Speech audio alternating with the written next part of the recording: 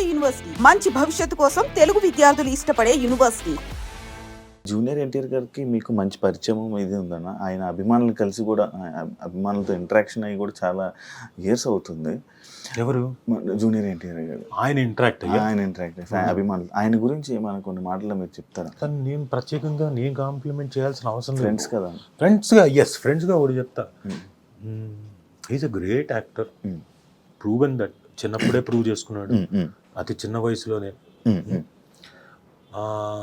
Great dancer. అద్భుతంగా dance చేస్తాడు. ఆ కూచిపూడి అన్నది చాలా హెల్ప్ తనకి.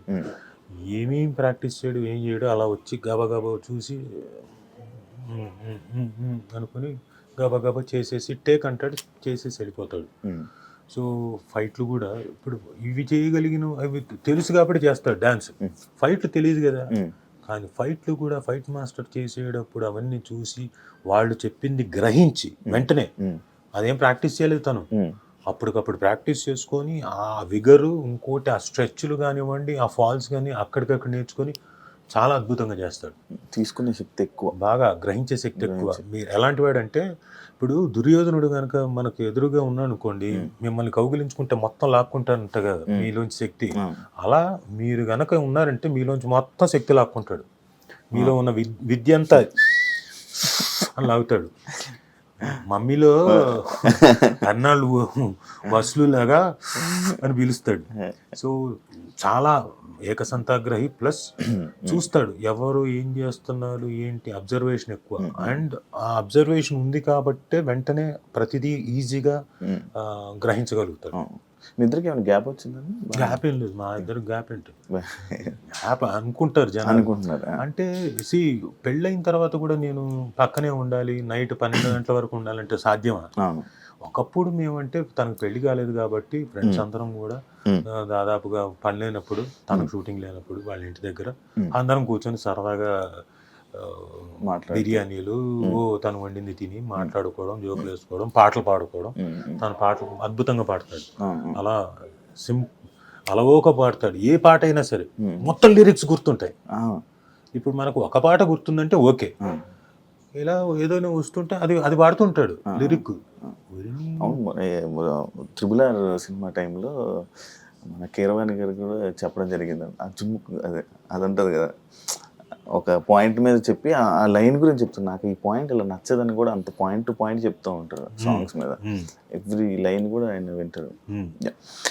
హోమ్ టౌన్ గురించి ఏం చెప్తారన్న? ఎందుకు చూడాలి అని అంటే, ముందు హోమ్ టౌన్ అనేది హృదయంగా ఉంటుంది. ప్రతి వాళ్ళు వాళ్ళ జీవితానికి వాళ్ళ హోమ్ టౌన్కి కనెక్ట్ అయిపోతారు. మనం ఎక్కడి నుంచో వచ్చి సిటీలో బతుకుతున్నాం. ఏది మన లైఫ్ ఇందాక చెప్పినట్టు పరిగెడుతున్నాము, నిద్రలో పోవట్లేదు, కష్టపడుతున్నాము అన్ని రకాలుగా. పండగలు వచ్చినప్పుడు, ఇంకోటి వచ్చినప్పుడు మనం మళ్ళీ మన ఊళ్ళోకి వెళ్తున్నాం. ఆ ఒక్క 1 day 2 days మనం ఉండి వచ్చేస్తున్నాం.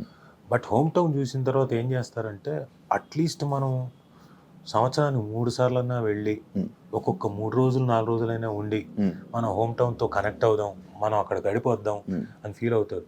ఎందుకంటే మన జ్ఞాపకాలు చాలా ఉంటాయి అక్కడ. చిన్ననాటి జ్ఞాపకాలు, ఫాదర్ మదర్ జ్ఞాపకాలు. ఇప్పుడు నాకు యానం పెద్ద కనెక్ట్ కాదు, నేను పుట్టి పెరగలేదు అక్కడ. కాకపోతే నేను ఎందుకు రీకనెక్ట్ అవ్వాలనుకుంటున్నా అంటే యానంకి, యానం ప్రజలందరికీ చెప్తున్నాను, ప్రజలందరికీ అక్కడ ఉన్న బంధుమిత్రులందరికీ చెప్తున్నాను, మళ్ళీ నేను వచ్చి అంటే వాళ్ళంతకు వాళ్ళు పాపం నన్ను పరిచయం చేసుకున్నారు కూడా. ఏదో పెళ్ళికి వెళ్తే, బాబు నేను మీ నాన్నగారి ఫ్రెండ్ ఫలానా ఇది అది, నాకు ఎంత ఆనందం అనిపించింది. అంటే వాళ్ళంతకు వాళ్ళు వచ్చి వాళ్ళకి ఉండొచ్చు కదా ఈగో. ఆడో కరోనా కొడుకు ఇప్పుడు వచ్చాడు, వాళ్ళ నాన్నగారు లేదు, ఇంతకాలం ఎప్పుడు రాలేదు అనుకోవచ్చు కదా. అలా అనుకోకుండా వాళ్ళు వచ్చి పరిచయం చేసుకుంటున్నారు, మేము ఫలానా ఫలానా ఫలానా అని. గొప్పగా అనిపించింది. సో నేను వెళ్ళి మళ్ళీ ఇక్కడ నా బంధువులతోటి ప్లస్ అక్కడ ఉన్న ఊరి జనాల్లో చాలామంది మా నాన్న ఫ్రెండ్స్ తోటి వాళ్ళందరితో వచ్చి కనెక్ట్ అవ్వాలనుకుంటున్నా. ఇప్పుడు 2 సంవత్సరాలకు 3 సంవత్సరాలకు వెళ్తున్నా ఊరికి. ఏదైనా ఫంక్షన్ ఉంటే, ఇప్పుడు నవమి ఉంది, శ్రీరామనవమి ఉన్నప్పుడు వెళ్ళా, ఆ తర్వాత వెళ్ళలేదు. నేను ఏదో మధ్యలో పెళ్ళి ఉంది, ఒక రోజు వెళ్ళాను, జస్ట్ వెళ్ళి వచ్చేసాను. సో ఇప్పుడు అలా కాదు, సంవత్సరానికి 2 సార్లు అన్నా, సంక్రాంతికి ఒక పండగ టైం ఒక 3 రోజులన్నా స్పెండ్ చేస్తే వీళ్ళందరితో స్పెండ్ చేయడానికి నాకు ఆపర్చునిటీ వస్తుంది. సో అందుకని అలా అనుకుంటున్నాను. అది నాకు ఈ హోమ్ టౌన్ చేయడం ద్వారా బాగా ఎక్కువ ఫీల్ అవుతుంది. గుర్తు ఈ కనెక్షన్ ఏమవుతుందంటే, రేపు పొద్దున నా పిల్లలకి, రోషన్కి కానీ మనస్వినికి కానీ, అది నేను వాళ్ళకి కనెక్ట్ చేయగలుగుతాను. లేకపోతే నేనే వెళ్ళకపోతే వాళ్ళకేం కనెక్ట్ చేస్తాను. మీ ఫ్రెండ్స్ సర్కిల్ ఎక్కువ అన్న? ఒకప్పుడు బాగుండేది. నాకు మామూలుగానే తక్కువ, అంటే నాకు వెరీ లిమిటెడ్, చాలా సెలెక్టివ్ ఫ్రెండ్స్. ఎక్కువనే friends circle. Thank you so much అన్న, ఇంటర్వ్యూ ఇచ్చినందుకు. మంచి సక్సెస్ అవ్వాలని సిరీస్, మంచి జనాల్లోకి వెళ్ళి మంచి నేమ్ వచ్చి ఇంకా ఎక్కువ సిరీస్తో మళ్ళీ తెలుగు ఆడియన్స్ మంచిగా ఎంటర్టైన్ చేయాలని మనస్ఫూర్తిగా కోరుకుంటున్నాను. Thank you so much. ఏం కలకలేదే? ఏమన్నా ఏదో కాంట్రవర్షియల్ క్వశ్చన్తో మీరు మొదలెడతారు కదా, అదే ఇంకా రాలేదు ఏంటని. లేదన్నా, అలాంటివి అనుకోలేదు నా మీద. అన్న లేదన్న. మొన్న కూడా సుమగారిని ఇంటర్వ్యూ చేద్దామంటే, నీ ఇంటర్వ్యూకి వస్తానని నువ్వు ఎలా అనుకుంటున్నావు శివ? లైక్ కాంట్రవర్సీలు అంటే ఏమైపోతుందంటే, ఇంటర్వ్యూ ఇవ్వడానికి ఎవరైనా సరే ఈ మధ్యకాలంలో ఆర్టిస్టులు కానీ ఎవరో ఒకళ్ళు సడన్గా ఫేమస్ కావాలనుకున్న వాళ్ళు డెఫినెట్గా వచ్చేస్తారు. కాంట్రవర్షియల్ ఉన్నా ఏదైనా కష్టపడి పేరు సంపాదించుకున్న వాళ్ళకి కాంట్రవర్సీలోకి దిగిపోయారంటే పేరు పోద్దు అంతే కదా. ఎక్కడికి ఏ క్వశ్చన్ వస్తుందో ఏమవుతుందో, ఇంత కష్టపడింది రేపు పొద్దున్న ఎవరి మీద రిఫ్లెక్ట్ అవుతుందో. నేను ఒక్కనే కాదు, నా ఫ్యామిలీ కూడా ఉంది, ఇట్లా ఇన్ని రకాలుగా ఉన్నాయి కాబట్టి ఇబ్బందులు పడతారు అంతే. అందరూ అనుకుంటారు కదా అలా కాదని. నేను మళ్ళా అడుగుతావేమో, అడిగితే దానికి కూడా సమాధానం చెప్దామని. లేదు, అదే ఒక నడిపిద్దాం మెల్లి ప్రశాంతంగా కూల్గా కొత్త మెల్లగా మొదలెడదామని. Thank you so much. Thank you very much. Thank you. Nice interview. Thank you so much. చూసారు కదా ఇంటర్వ్యూ. ఇంకో గెస్ట్తో మళ్ళీ మీ ముందు కలుస్తా. అంతవరకు బాయ్.